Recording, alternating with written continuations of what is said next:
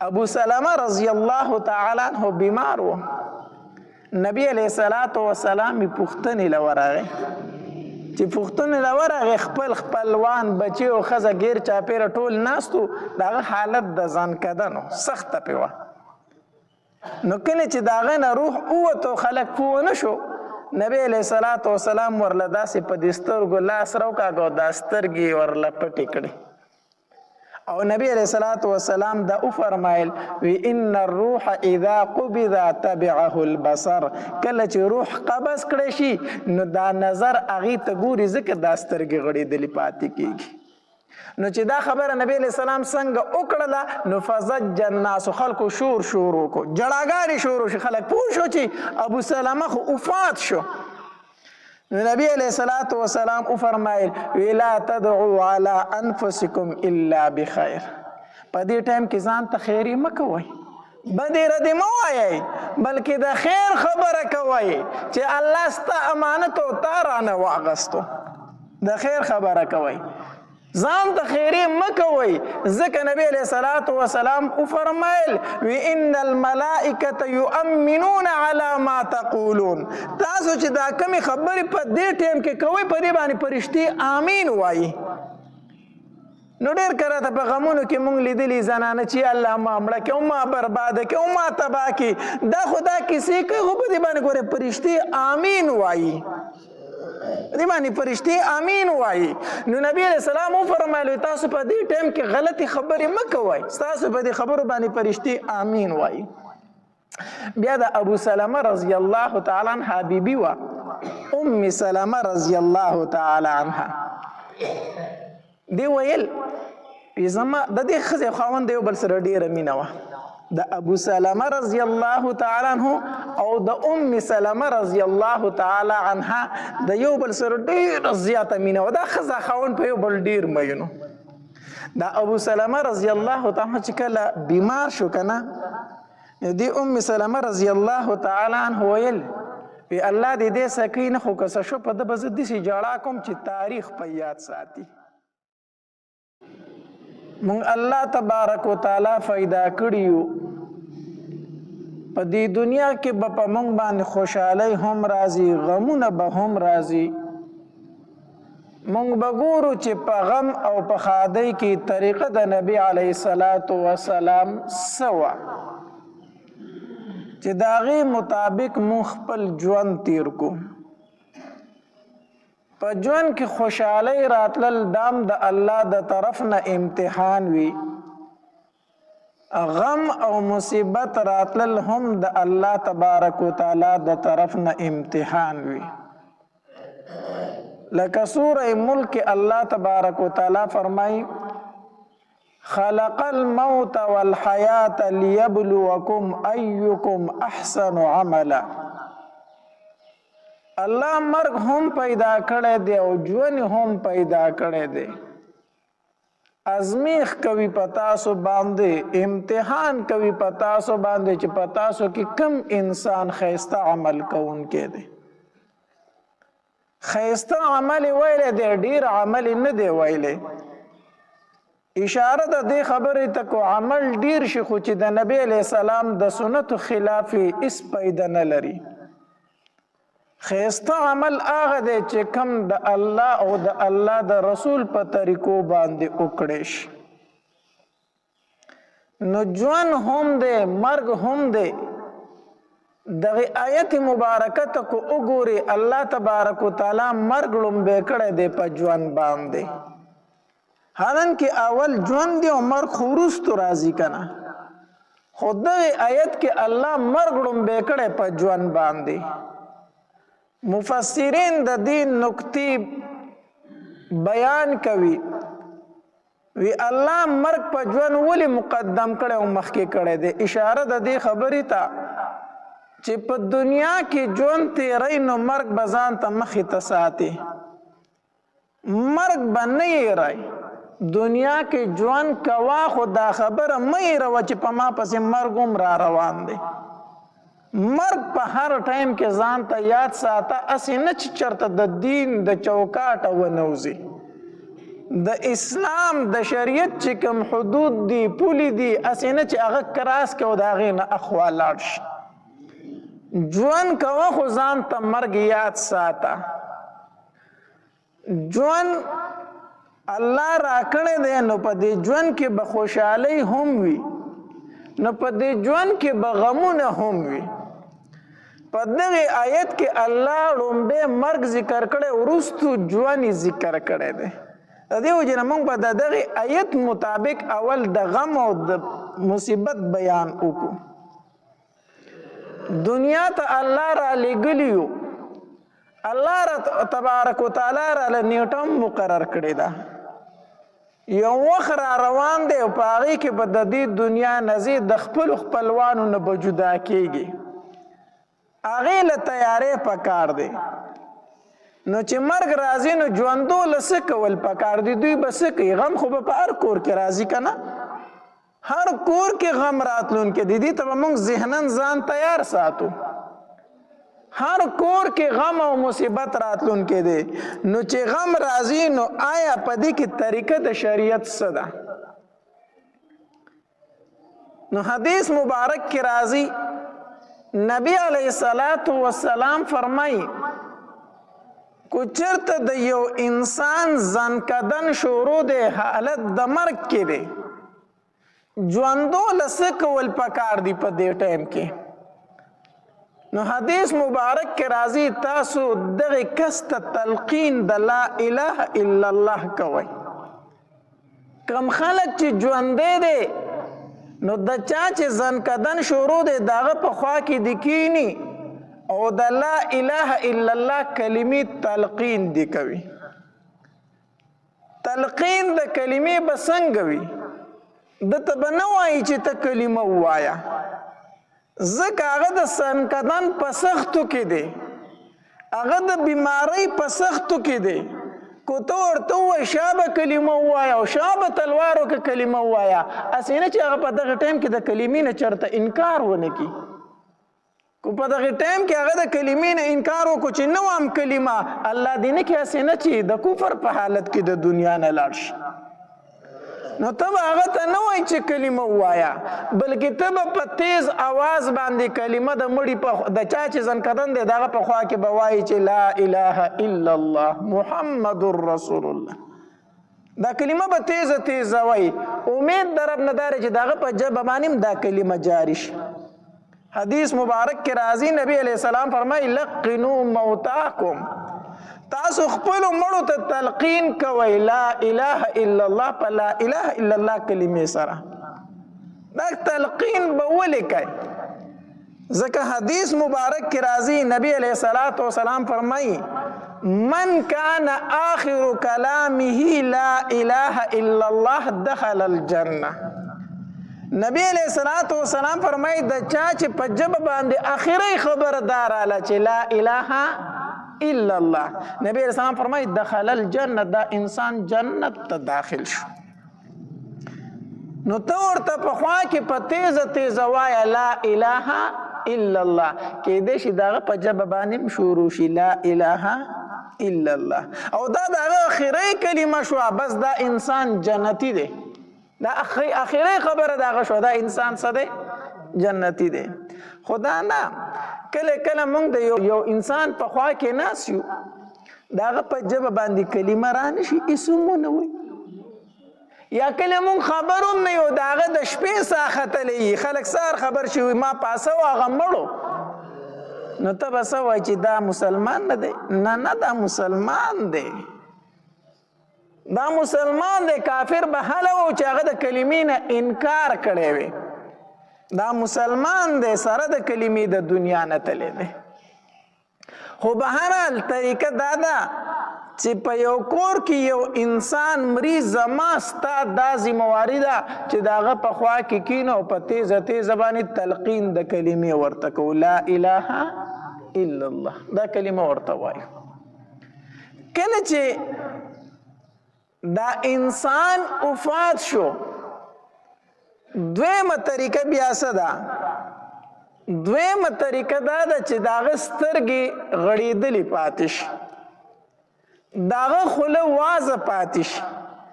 خپې لاسې کاږه واږه پاتې شي، نو طریقه دا ده چې د هغه سترګې پټې که، خوله وله راټوله که، زنه وله وتړه، خپې لاس ورله سم سم که. کله چې یو انسان وفات شي د ده سترګې اکثر غړېدلې پاتې کېږي، او تاسو به په حالت د ځنکدن کې انسان لیدلی د سترګې اسمان ته نیولي، د سترګې اسمان ته ولې نیولي؟ حدیث مبارک کې راځي، نبی علیہ الصلوۃ والسلام فرمایي ان الروح اذا قبض تبعه البصر. نبی علیہ الصلوۃ والسلام فرمایي کله چې روح قبض کړی شي کنه، نو دا روح چې کله اسمان ته خیږي نو دا سترګې ورته داسې ګوري، دې روح ته ګوري، نو دا روح اسمان ته روانه او د ورته کتل د سترګې دکه شانتې غړېدلې پاتې شو. نو چې غړېدلې پاتې شي په دې سترګو ورله لاس راوکاږه، سترګې ورله پټې که. حدیث مبارک کې راځي ابو سلمه رضی الله تعالی عنہ بیمار و، نبی علیہ الصلوۃ والسلام پوښتنې له ورغی، چې پوښتنې له ورغی خپل خپلوان بچي او ښځه ګیر چاپېره ټول ناست وو، د هغه حالت د ځانکدن و، سخته پې وه. نو کله چې د هغه نه روح ووتو خلک پوه نه شو، نبی علیہ الصلوۃ والسلام ورله داسې په دې سترګو لاس راوکاږه او دا سترګې ورله پټې کړې، او نبی علیہ الصلوۃ والسلام دا وفرمایل وی ان الروح اذا قبض تبعه البصر، کله چې روح قبض کړی شي نو دا نظر هغې ته ګوري، ځکه دا سترګې غړېدلې پاتې کېږي. نو چې دا خبره نبی علیہ السلام څنګه وکړله، نو فزج الناس، خلکو شور وکړو، جړاګانې شروع شي، خلک پوه شو چې ابو سلمه خو وفات شو. نو نبی علیہ الصلوۃ والسلام وفرمایل لا تدعوا علی انفسکم الا بخیر، په دې ټایم کې ځان ته خیري مه کوئ، بدې ردې مه وایئ، بلکې د خیر خبره کوئ چې الله ستا امانت او تا رانه واغستو، د خیر خبره کوئ، ځان ته خیري مه کوئ، ځکه نبی علیہ الصلوۃ والسلام وفرمایل وی ان الملائکة یؤمنون علی ما تقولون، تاسو چې دا کمې خبرې په دې ټایم کې کوئ په دې باندې فرشتې آمین وایي. نو ډېر کله ته په غمونو کې مونږ لیدلي زنانه چې الله ما مړه کړي او ما برباده کړي او ما تباه کړي، دا خو دا کیسې کوي، خو په دې باندې ګوره فرشتې آمین وایي، دې باندې فرشتې آمین وایي. نو نبی علیہ السلام وفرمایل تاسو په دې ټایم کې غلطې خبرې مه کوئ، ستاسو په دې خبرو باندې فرشتې آمین وایي. بیا د ابو سلمه رضی الله تعالی عنها بیبي وه، ام سلمه رضی الله تعالی عنها، دی ویل زما د دې ښځې خاوند د یو بل سره ډېره مینه وه، د ابو سلمه رضی الله تعالی عنه او د ام سلمه رضی الله تعالی عنها د یو بل سره ډېره زیاته مینه وه، دا ښځه خاوند په یو بل ډېر مینو. د ابو سلمه رضی الله تعالی چې کله بیمار شو که نه، د ام سلمه رضی الله تعالی عنه ویل وی الله دې دې سکی نه، خو که څه شو په ده به زه داسې ژړا کوم چې تاریخ په یاد ساتي، زه به د خپل خاوند پسې داسې جاړم چې دنیا به یاد ساتي، داسې ژړا به پسې کومه. خو نبی علیہ الصلوۃ والسلام وفرمایل وی چې کله تاسو کې یو انسان وفات شي که نه، نو تاسو انا لله و انا الیه راجعون وایي او صبر کوئ، صبر. نو چې ابو سلمه رضی الله تعالی وفات شو، نو ما وی زه ژړا کوم، نو دلته راته د نبی علیہ السلام د حدیث مبارک رایت شو چې نبی علیہ السلام فرمایلی صبر کوئ، صبر کوئ، انا لله و انا الیه راجعون وایي. ما په دغه ټایم کې دکه کلمه وویله، انا لله و انا الیه راجعون، دا کلمه مې وویله او دا مې ووی چې الله ماله د دې نه بهتر راکړي. نبی علیہ السلام فرمایلی چې انا لله و انا الیه راجعون وایه، او دا دعا کوله الله نه چې ما ته د دې نه څه راکړه، ښایسته او غوره راکړه. دا مې ووی، خو په زړه کې مې ووی چې د ابو سلمه غونته خاوند به ما ته چېرته میلو شي. د نبی علیہ السلام حدیث مبارک دا خو مې ووی چې الله ما ته د ده نه غوره راکړه، خو په زړه کې مې ووی چې د ابو سلمه غونته خاوند به ما ته چېرته میلاویږي، خو بس د نبی علیہ السلام حدیث او ما پې عمل وکړو. وی وخت تیر نه اوسه موده پس ماته د نبی علیه صلات وسلام رشته راله د نبی علیه السلام رشته راله چې ام سلمه که ستا خوښه نو ته زما په بیبیانو کې داخله شه وی ما ولیدل چې د ابو سلمه نه د نبی علیه الصلاة والسلام ډیر زیات غوره او بهتر خاوند ماته الله نصیب کو چې هغه د دواړو جهانو سردار دی د دواړو جهانو سردار دی نو د دې وجې نه چې تکلیف راغی مصیبت راغی صبر کوا او انا لله و انا الیه راجعون وایا او چې کله د صبر وکړو څه بدله به درته میلاویږي الله تبارک وتعالی د هغې بدله ذکر کړي که نه ان الله مع الصابرین الله د صبرناکو ملګری دی د یو نیک عمل متعلق الله دا نه دي فرمایلی چې زه دې ملګری یم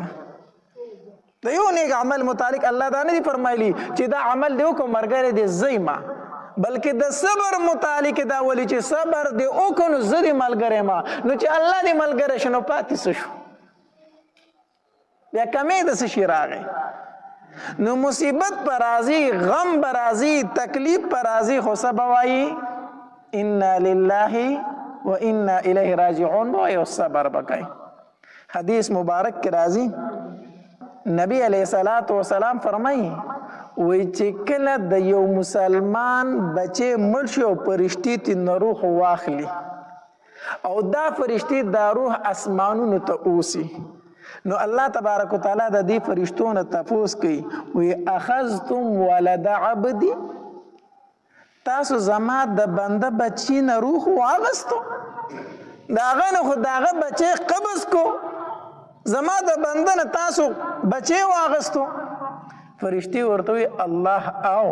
مونږ د هغې ستا د بنده نه بچی واغست ځکه چې ستا حکم و بیا ورته الله تبارک وتعالی فرمایي اخذتم ثمرة فؤاده تاسو زما د بنده د زړه میوه وشو کوله ځکه بچی چې دی دا د زړه میوه ده دا د زړه میوه ده نو تاسو زما د بنده د زړه میوه وشو کوله فرشتې ورته وي او الله موږ ستا د بنده د زړه میوه وشو کوله ځکه ستا حکم و بیا ورته الله تبارک وتعالی فرمایي زما بنده څه وي تاسو چې د هغه د بچي نه روح واغستو د هغه نه خو د هغه د زړه میوه وشو کوله په دغې ټایم کې زما بنده څه وویلو فرشتي ورته وی حمدک واسترجع الله ستا حمد بیان کو واسترجعوا انا لله و انا الیه راجعون وی الله تبارک وتعالی فرمایي سره د خپل علم چې الله ته پته ده خو بیا هم د فرشتو نه تپوس کوي ښه تاسو د هغه د زړه میوه شو کوله تاسو د هغه نه د هغه بچی اغوستو په دغې ټایم کې هم هغه زما حمد وي په دغې ټایم کې هم هغه انا لله ویل او صبر یې کوم فرشتي ورته او الله ستا حمد بیانو الله تبارک وتعالی فرشتو ته وفرمایي وی لاړې شئ او په جنت کې یو محل او یو بنگله جوړه کړئ یو محل جوړ کړئ او یو بنگله جوړه کړئ او په دې ګیټ او په دې ورته ولیکئ بیت الحمد وسموه بیت الحمد هغې وسموه بیت الحمد هغې له نوم بیت الحمد کېدی دغه بنگلی لره دغه کور لره بیت الحمد نوم کېدی دا د هغې چا بنگله ده چې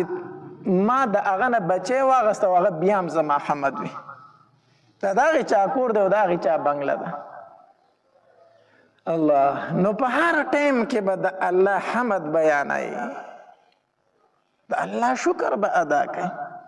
علماء یو واقع لیکلي ده او یو عالم او یو مولي صاحب داغه زوی وفات شو بچی وفات شو دی په دې بچی باندې ډیر زیات مین او هر سړی په خپل بچی باندې مینی نو چې کله بچی وفات شو دی په هغه پسې ډیر غمجن ډیر زیات پسې خپاو د درس او تدریس پرېښود بیانونه پرېښودل سبقونه ویلې پرېښودل ځان له یو کوټه و په هغې کې به ناست او جړل به خلک پریشانه شو چې یاره مولي صاحب خو د دین کار هم پرېښودو په بچي پسې اوس د کوټې نه روزي نه او د چا سره میلاویږي نه خلکو په ډېر وس وکړو خو د مولي صاحب زړه ته اطمینان نه راته. یوه زنانه وه وخیاره زنانه وه، هغې ویل وي تاسو ما د مولي صاحب خواله لږه ورپرېږدئ، زه د سره یو دوه خبرې کول غواړم. بس مولي صاحب نه اجازت وغوښتی شو. یو زنانه د ستا د ملاقات خواهش لري راتلی شي؟ وی رادې شي رادې شي. دا زنانه لاړه وی مولانا صاحب یو مسله ده د هغې تپوس ترنه کومه. وی وکړه څه مسله ده؟ زنانه ورته ویل وی زما یو ګاونډی وه نو زمون خادي و ما د هغې نه سوالي کالی واغستو. یو خادي و هغې لتلم د زنانو دا عادت دی د یو بل کالي ور واچوي. نو زه یې خادۍ لتلم نو د هغې نه مې سوالي کالی واغستو، والی وي یا هر څه و، د سرو مهر و هغه مې ترې واغستو، خو د یوې ورځې دوه ورځو دپاره مې ترې اخیستی و. خادي پکې ما تېره کړله، بیا هغې زنانه م څه ونه ویل او ما م څه ونه ویل، کالی زما سره پاتې شو. ها وخت تېرېدو کلونه پکې تیر شو. هغه کالی ما کلونه استعمال کو، چې په کلونو مې استعمال کړو اوس راپسې هغې زنانه سوال جواب کړی دي چې زما هغه کالی ما ته حواله کړه، خو زما د کالي نه اوس زړه نه کېږي، زه یې ولې نه ورکوم، زړه مې دې نه کېږي ځکه دومره وخت ما استعمال کړی دی. نو هغه مولانا ورته غوسه شوي، عجیبه ښځه یې نو، هغې درله کالی درکړی د یوې ورځې دپاره او هغې څه ونوي تا په کلونو باندې استعمال کو، دومره وخت دې استعمال کو، او اوس یې چې درنه غواړي نو د هغې شکر نه ادا کوي، نو موټکرې پې شوې ورکوي نه اوسو. دا ته څه عجیبه ښځه، هغې ته د هغې کالی ولکه او شکر یې ادا کړه چې د دوه ورځو اغستی و سوالي او تا را سره په کلونو پاتې کو. هغې زنانه ورته وي مولانا صاحب الله دې ستا په حال باندې رحم وکړي چې دا مسله ما ته بیانوي نه، په دې مسله اول په خپله هم سوچ وکړه، په دې په خپله سوچ وکړه. دا بچی چې الله تعالی درکړی او ستا خو په قدرت او په طاقت کې د یوې ورځې هم نه و، دا خو نه الله سباله هم اخیستی شو دا بچی، خو هغه بچی درله الله دومره وخت درکو چې اوس الله خپل امانت واغستو، نو ته پسې خپی مسالې دې پرېښودې په ګوټ کې کېناستې. نو دا مسله خو ما ته بیانوي چې دا ښځې شکرې ادا کړه، نو ته د الله شکرې ولې نه ادا کوې چې بچی نه واپس واغستو؟ دا خو د الله امانت او الله خپل امانت واغستو. او د مولانا صاحب سر خلاص شو چې ښځې خو ډېر زه ښه پوه کړم، مسله هغې ته بیانوم په خپله مې پې عمل نشته دی. نو مولانا صاحب د هغې ځای نه توبه ویسته او ورووته، خپل درس او تدریس یې دوباره شروع کړو. مقصد می دا و چې غم به راځي، مصیبت به راځي، خو د الله شکر به په هر حالت کې ادا کوي، د الله شکر به ادا کوي. او چې کله په کور کې غم راغی نو بیا پسې جړه او فریاد کول، چغې وهل، ویر کول،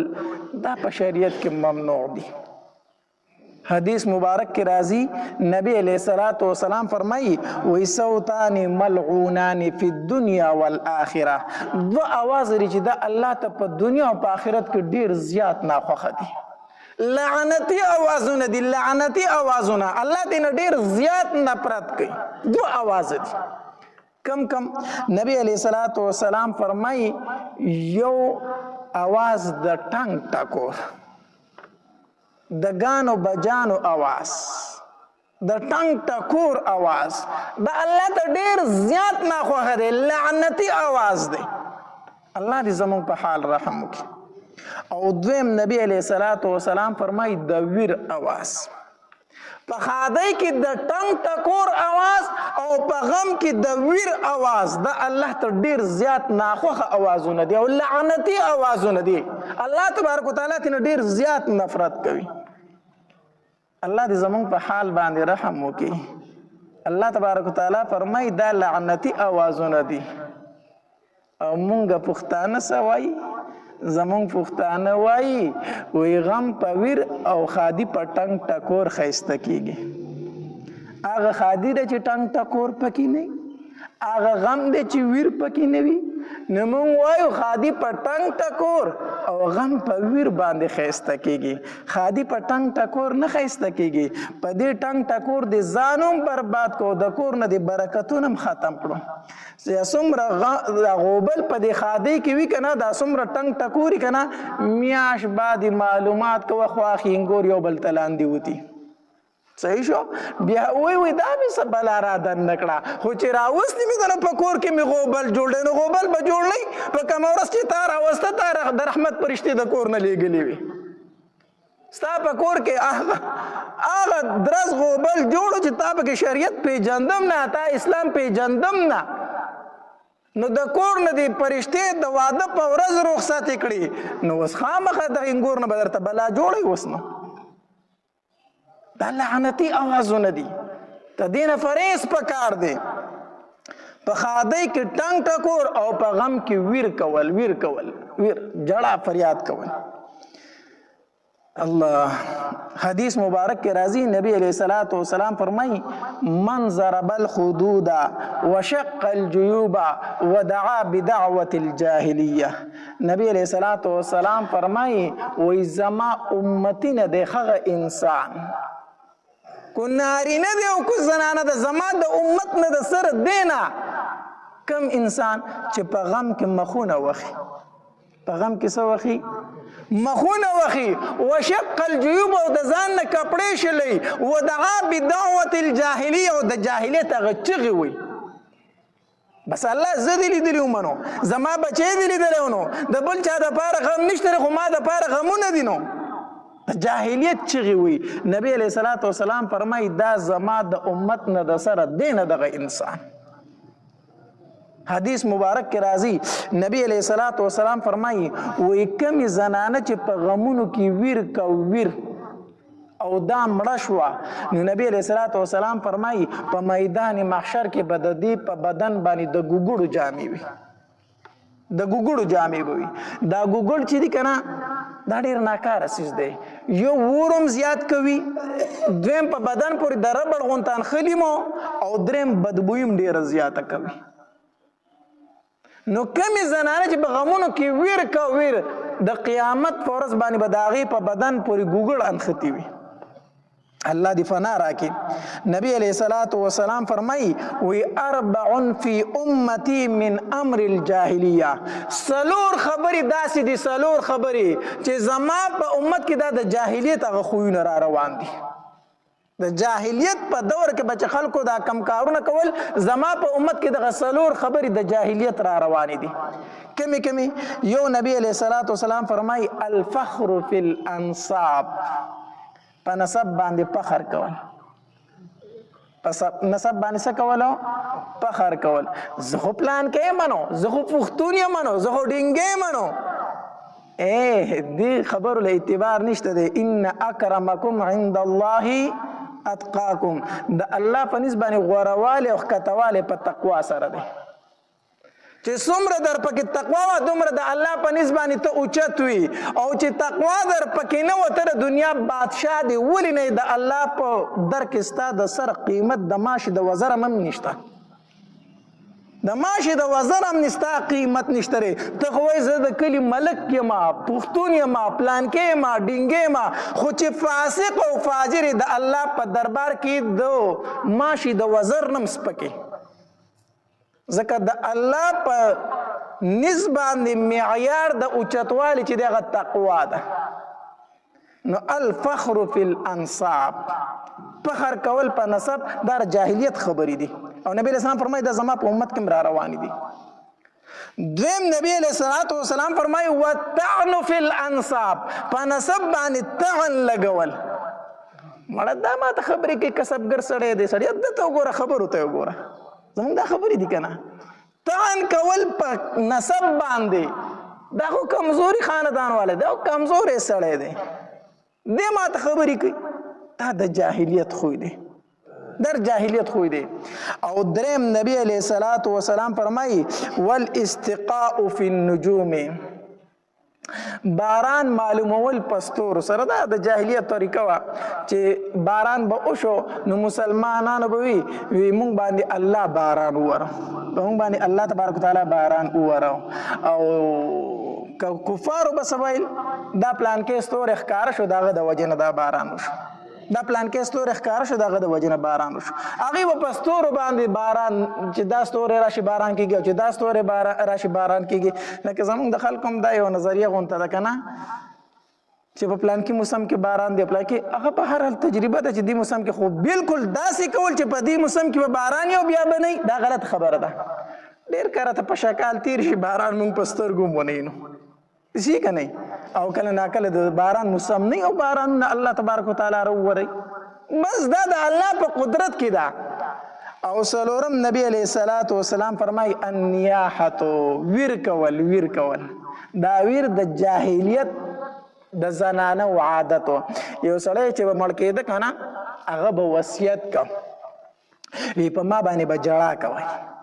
په ما باندې به څه کوئ چې خلکو ته پته ولګي چې دا خو ډېر غټ سړی مړ دی په ما باندې به جړا کوئ او مخصوص زنانه به وي هغې له به خلکو پیسې ورکولي چې دا دومره پیسې والا راشه زمونږ په مړي باندې څه وکړه جړا وکړه هغه چې به راله جزاله به خپله ټپه او کیس شروع کړو چې دا خو داسې سړی و دا خو داسې سړی و دا خو داسې سړی و جړل به جو ښځو به سره مې دا کیسه به شروع وه دا د جاهلیت طریقه ده دا د جاهلیت طریقه ده هغې به په پیسو باندې ښځې راوستې نن زمانه کې خلک به پیسو نه راولي خو د خپل کور هغه د پیسو هغې نه تیزې دي په کلي کې داسې زنانه مشهورې وي هله وي پلانکی راله ګوره ورته ښه دا به اوس جړا کوي هېڅ پیلې په مړي به پړ مخې را پرېوځي دا ستا څه دی ستا څه دی چې ته پرې پړ مخې را پرېوځئ دا به راپرې ته چې د دې پلار چېرته مړ دی پړ مخې به راوروځي یو غوغا به جوړ کړي یو چل به جوړ کړي او ټولې ښځې ویله پلانکی راله پلانکی جدا شي دغې پلانکی توام اور د جهنم دی ځای دی ځان څه کیسه شروع کړې ده نو مخکې به خلکو پیسې ورکولې نن سبا په کلي کې بې پیسو میلاویږي پردو مړو پسې به ځي او پړ مخې به پرې راتاویږي او جړا به کوي دا په شریعت کې د سره شته دی نه نو النیاحة ویر کول په غم کې نبی علیه السلام فرمایي دا څلور خبرې د جاهلیت په دې امت کې را روانې دي ها غم راغی مصیبت راغی انسان د زړه ته تکلیف راسي د سترګو نه اوښکې هم بهیږي سعد رضی الله تعالی عنه بیمار دی نبی علیه الصلاة والسلام یې پوښتنې له ورغې چې ورغې د هغه ځنکدن شروع چې نبی علیه الصلاة والسلام ورته وکتل د نبی علیه السلام د مبارکو سترګو نه اوښکې روانې شي مبارکو سترګو نه اوښکې روانې شي دغرنګې د نبی علیه الصلاة والسلام وصي وفات کېدو غالبا د زینب رضی الله تعالی عنها زوی و نبی علیه الصلاة والسلام پسې سوال جواب وکړو زما بابا ته ووایه چې مونږ کره لږ راشي نبی علیه السلام په سکار باندې مصروف و وی زما لور ته وایه چې صبر کوه صبر کوه بیا پسې هغې سوال جواب وکړو بابا ته ووایه چې لږ راشي که نه نبی علیه الصلاة والسلام چې لاړو د انوسې په غېږ کې چې راواغست د هغه ځنکدن د نبی علیه السلام په غېږ کې پروت او ساه یې ورکړه د نبی علیه السلام د مبارکو سترګو نه اوښکې روانې وي سترګې جاړي اوښکې به یې یقینا چې کله د نبی علیه السلام خپل بچی وفات کېدو ابراهیم رضی الله تعالی عنه چې هغه وفات کېدو نبی علیه السلام په دې غېږ کې راواغستو او د دې سترګو نه یې اوښکې روانې شوې وی ان القلب یحزن والعین یدمع زړه مې غمجن دی ابراهیم په تا باندې او د سترګو نه مې بې اختیاره اوښکې روانې دي ابراهیم ستا په جدایۍ باندې ډېر زیات غمجن یم خفه یم در باندې خو مونږ به هغه وایو چې کوم مونږ ته الله حکم کړی دی سترګو نه اوښکې یقینا بهیږي زړه یقینا غمجن وي د دې اجازت په شریعت کې شته دی خو دا کریکې واله او دا چغې واله او ځان له مخونه راشو کول او ګریوانونه شلول دا په شریعت کې نشته دی او حقیقت دا دی که نه چې کوم انسان په حقیقت کې غمجن وي که نه د هغه نه خبرې هم نه کېږي هغه چېرته ځان له یو سیټ ته ناست دي د هغه به صرف د سترګو نه اوښکې بهیږي غمجن انسان تاسو ټول عمر وګورئ چې په چا باندې ډېر غم راشي که نه د هغه نه خبرې نه کېږي پاتې شه سندرې ویل چې لا هغه پکې ټپې په جړا کې شروع کړي دا ټپې پکې هغه کوي چې هغه سره غمجن نه هغه هسې ځان له شو جوړوي زړه چې غمجن که نه بس دغه صرف د سترګو نه اوښکې بهیږي هغه دې ټپوته نه وي وزګارو. نو جړا د سترګو نه اوښکې بهیدل دا په شریعت کې شته دی، د دې منع نه ده، دا په اختیار کې نه دي، خو داسې ویر کول دا په شریعت کې ناروا دي. نو چې کله یو انسان وفات شو نو اوله خبره دا ده چې ته ورته په وخت د ځنکدن کې تلقین د لا اله الا الله وکړي، بیا ورله سترګې راپټې کړي، خپې لاس ورله سم کړي او دغه رنګې بیا د کفن دفن انتظام زر زر شروع کړي. ځکه چې په کفن دفن کې به تاخیر نه کوي. کفن دفن کې به تاخیرو حدیث مبارک کې راځي وی په صحابه کرامو کې به چې یو تن سحر وفات شو که نه به د زوال نه مخکې هغه دفن کېدو، یعنی د ماسپښین نه به مخکې هغه دفن شوی او چې د ماسپښین نه به وروسته وفات شو که نه نو د شپې راتلو نه به مخکې هغه دفن کېدو. نو چې کله یو انسان مړ شو وفات شو د هغه په کفن دفن کې به تاخیر نه کوي. د شریعت مسله ده چې یو انسان مړ شو د دومره مقدار سره ته ایثارولی شي په کور کې چې د هغه قبر پکې وکنستی شي او غسل پکې د وکړی شي. ته دې نه سوا ایثارول د په کور کې جایز نه دي. دا خبره ټیک نه ده چې د پلانکي ځای نه زوی را روان دی، د ملیشا نه ټیکټ راغستی، د دوبۍ نه ټیکټ راغستی را روان را دې شي څه چل به وکړي، ولې هغه مړ دی دکې خاورو ته به یې دیم سپاري. د ایثارول بیا دومره جایز نه دي. حدیث مبارک کې راځي نبی علیه الصلاۃ والسلام فرمایي وی چې کله د یو انسان نه روح ووتو ته د په دفن کې تاسو تلوار وکئ، ځکه کو چېرته دا جنتي دی که نه نو خپلو نعمتونو ته یې زر تر زره ورسوئ، او کو دا هم بدعمله دی نو دا خو بیا یو مردار ستاسو په ولو پرته ده، زر یې د دې نه ورته وکئ، د دې ولو نه یې زر کوز کوئ، بیا لرې کوئ، کو نیکمال خپلو نعمتونو له به لاړ شي او کو بدعملي تاسو به ترې نه خلاص شئ. د دې ایثارول بیا جایز دومره نه دي. نبی علیه الصلاۃ والسلام علي رضی الله تعالی عنہ ته وصیت کړی وی علي په دریو څیزونو کې به تاخیر نه کوي، په دریو څیزونو کې به وروستوالی نه کوي، تاخیر به نه کوي. کم یو نبی علیه الصلاۃ والسلام فرمایلی وی الصلاة اذا حضرت، کله چې د مونځ ټایم راغی که نه نو په دې کې به وروستوالی نه کوي. دا نه چې ورګه کومی دا خو د منافق منځ دی. نبی علیه الصلاۃ والسلام فرمایي د منافق منځ داسې که نه چې کله ټایم په تېرېدو شي نو راشي دې څلور ټونګې ووایي د چرګ په شان، بیا یو څلور ټونګې ووایي ځان د مانځه نه خلاص کړي. دا منځ د منافق دی چې کله د منځ ټایم راغی جومات ته مسجد ته ځان په ټایم باندې را رسوه، په دې کې به تاخیر نه کوي. دویم نبی علیه الصلاۃ والسلام فرمایلی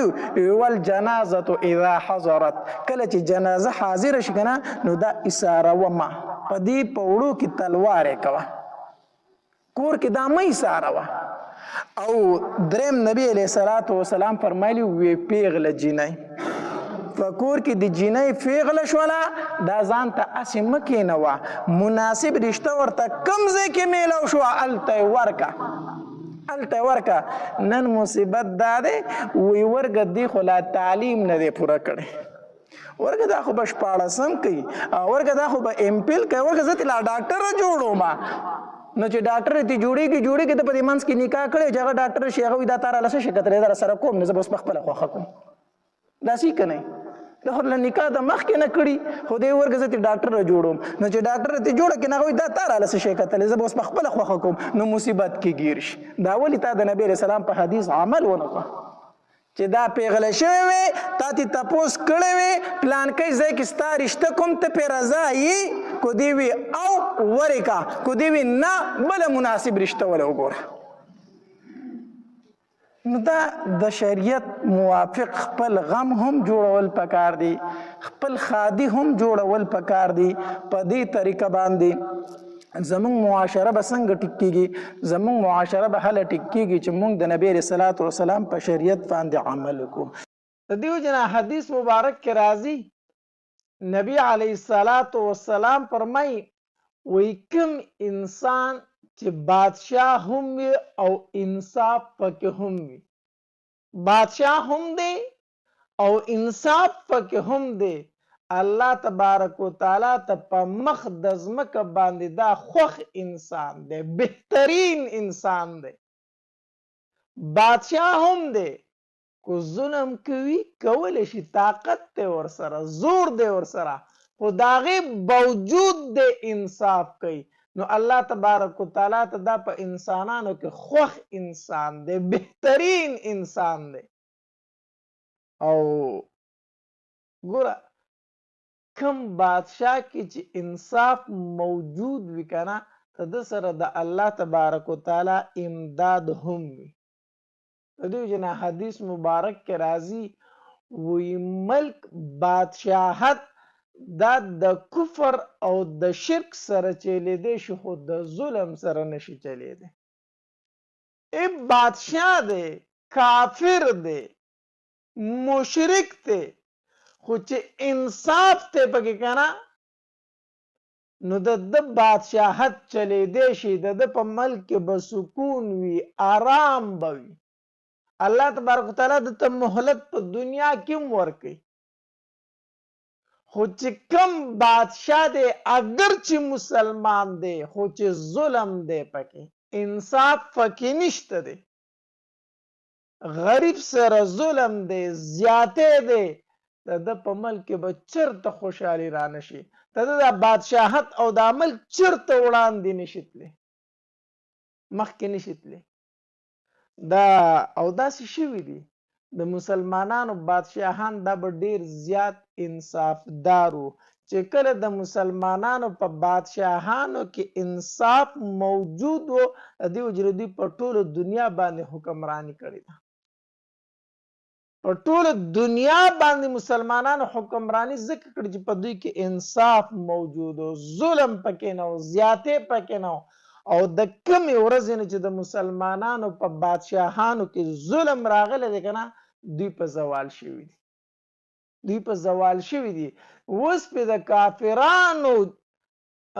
هغه راج دی، د مسلمان سر او د کافر ډنډه ده. دا ولې؟ ځکه چې کافرانو په خپلو ملکونو کې انصاف شروع کړی دی او مسلمان په خپل ملک کې د خپلو عوامو سره ظلم شروع کړی دی، ظلم یې شروع کړی دی. الله د مسلمانانو حکمرانانو کې مخکې ډیر انصاف و. دا قطب الدین ایبک دا د مسلمانانو یو حکمران تیر شوی، یو بادشاه تیر شوی دی، او د دې ښکار او د تیراندازۍ د دې ډیر زیات شوقي و. د ښکار ډیر شوقي و، تیراندازي د غشي ویشتل د دې ډیر زیات شوق یې لرو. او دا ګوړسواري او دا تیراندازي د حدیث مبارک کې دې طرف ته ترغیب هم راغلی دی، دا د ثواب لبي دي. نو د به تیراندازي ډیره کوله، غشي به ډیر زیات ویشتلو. او دا ځکه چې دی یو عام مجاهد و، یو عام اسپایي و، د هغې نه رو رو رو رو بیا حتی در دې پورې چې د مسلمانانو بادشاه جوړ شو. نو یو ورځ د تیراندازي کوله، غشي ویشتل. نو چې غشي وویشتو نو ده داسې محسوس کړ چې په دې غشي باندې دغلته په دې غر کې څه شی ولګېد پې، د خو نه ویشتو خو بس لاړ غشی هلته په یو څیز باندې ولګېدو. دی چې ورغې هلته یو انسان و او داسې لتې ټکولې و، آخري ټایم و ځنکدنې و. د چې هغه ولیدو چې اوخو زما د لاسه خو یو بېګناه مسلمان قتل شو، شهید شو، ډېر زیات خفه شو. اوس بادشاه دی، تپوس یې کو چې دا څوک دی؟ معلوم شو ورته چې دا یو بوډۍ زنانه ده او د هغې دښکه یو بچی دی او د هغې د کور ټول دارومدار او خرچه هغه دې بچي باندې وه. دی به غر ته راتلو، لرګي به یې کول، ډکي به یې کول او دا به یې وړل، خرڅول به یې او په هغې به یې د خپل کور خرچه چلوله. ډېر زیات پریشانه شو، ډېر زیات خفه شو او لاړ هغې بوډۍ له. هغې ته یې وویل مورې ستا بچی چې دی دا زما نه لګېدلی دی، خو قصدن مې نه دی ویشتی، په خطایي رانه لګېدلی دی. مورې ته مې معاف کوې او که نه مې معاف کوې؟ مور یې زنانه چې دا خبره څنګه واورېدله نو چغه وواله بېهوشه شوه ځمکې ته راتاوه شوه او چې کله په هوش کې راله زما خو دغه یوه سهاره وه هغه رانن تا واغستله زه به اوس څه کوم دغه یو بچی و هغه رانم تا واغسته هغه ماله ګټه وټه کوله او زه به تا ته اوس څه ووایم بچی خو تا زما وجلی دی نو که زه تا مړ کړم زما بچی واپس راځي زه قطب الدین ایبک د دغې ځای نه را روان شو او ډایرک راغی عدالت قاضي له راغی او په ځان باندې کیس دایر کو اف آی آر په ځان باندې وکړو وی ما یو بیګناه مسلمان شهید کړی دی د هغې د ما ته سزا راکړی شي وګوره دا اوس بادشاه دی بادشاه په خپله عدالت ته ځي په خپله جج ته ور مخامخ کېږي او په ځان باندې اف آی آر کوي زما نه یو انسان شهید شوی دی ما ته د هغې سزا راکړی شي قاضي وی ټیک ده بوډۍ پسې سوال جواب وکړو بوډۍ راله دا مخامخ مجرم چې دی قاضي ورته وایي وی دا مخامخ چې کوم مجرم ولاړ دی دا ستا د بچي قاتل دی څه دې غواړي څه سزا ورله ورکړم دیت دې واخلم خو قصاص څه وکړو بوډۍ ورته وویل وی زما بچی چې ده قتل کړی دی قصدن یې نه دی قتل کړی چې ته ترې نه قصاص اخلي قصدن ده نه دی قتل کړی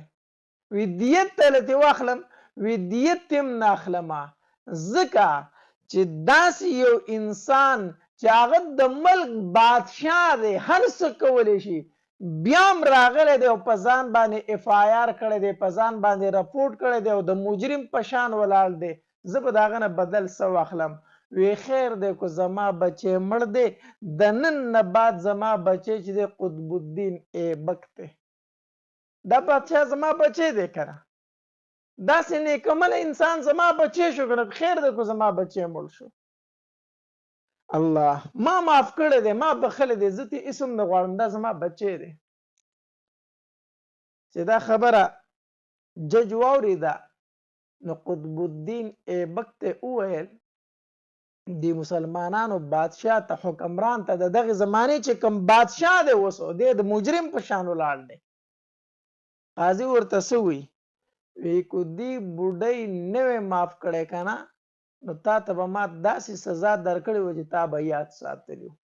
دا جج دی جج خود مختاره دی د بادشاه په لاس کې نه دی که دې بوډۍ نه وی معاف کړی ما به تا ته داسې سزا او داسې سزا درکړې وه چې تا به یاد ساتلی وه دا خبره څنګه جج وکړه که نه قطب الدین ایبک داسې ملا ته لاس کو خنجر یې راویست خنجر یې راوست او داسې مخامخ ونیم جج ته امام د ځان سره خنجر راوړی دی او دا مې دې دپاره راوړی دی کو تا زما سره د عامو مجرمانو غونته سلوک نه وی کړی زما د بادشاهت لحاظ دې کړی وی په دې خنجر مې درنه سر غوڅه الله د بادشاه سوچ ته وګوره کو تا زما د بادشاهۍ لحاظ کړی وی زما سره د عام مجرم په شان سلوک نه وی کړی دا خنجر مې راوړی او دې له چې ستا نه سر لر کوم او جج ورته څه وایي که بوډۍ نه وی معاف کړی ما به داسې سزا تاله درکړی وي چې تا به یاد ساتلی چې سبا دپاره بیا داسې غلطي ونه کړي چې د مسلمانانو بچي ونه ولي داسې د مسلمانانو حکمرانان تیر شوي دي داسې دا د مسلمانانو حکمرانانو داسې انصافدارو د دې وجې نه هغوی په ټول دنیا باندې به حکمراني کوله نن چې مسلمان خوار دی ذلیل دی برباد دی تباه دی د هغې اصل وجه دا د ظلم دی ظلم په مسلمان کې انصاف پکې نشته دی انصاف شته دی خو د چا دپاره د مالدار دپاره د غریب دپاره انصاف نشته دی نو که د غریب هیڅوک نشته نو الله خو شته دی که نه الله شته دی نو دا الله تبارک وتعالی بیا د دې غریب تپوس کوي د دې وجې نه بادشاهان د مسلمانانو هم په آرام سره ژوند نشي کولی داسې ښایسته بیانات اورېدلو دپاره زموږ د یوټیوب چینل واجد اسلامیک سټوډیو سبسکرایب کړئ. په دې به تاسو ته انشاءالله العزیز ښایسته واقعګانې او بیانات میلاویږي او د ګنټې د نشان سره کلک کړئ چې تاسو ته آینده نوې ویډیوګانې مخې ته راځي او د خپلو ملګرو سره لازم د ثواب په نیت باندې شریک کړئ. والسلام. ډېره مننه.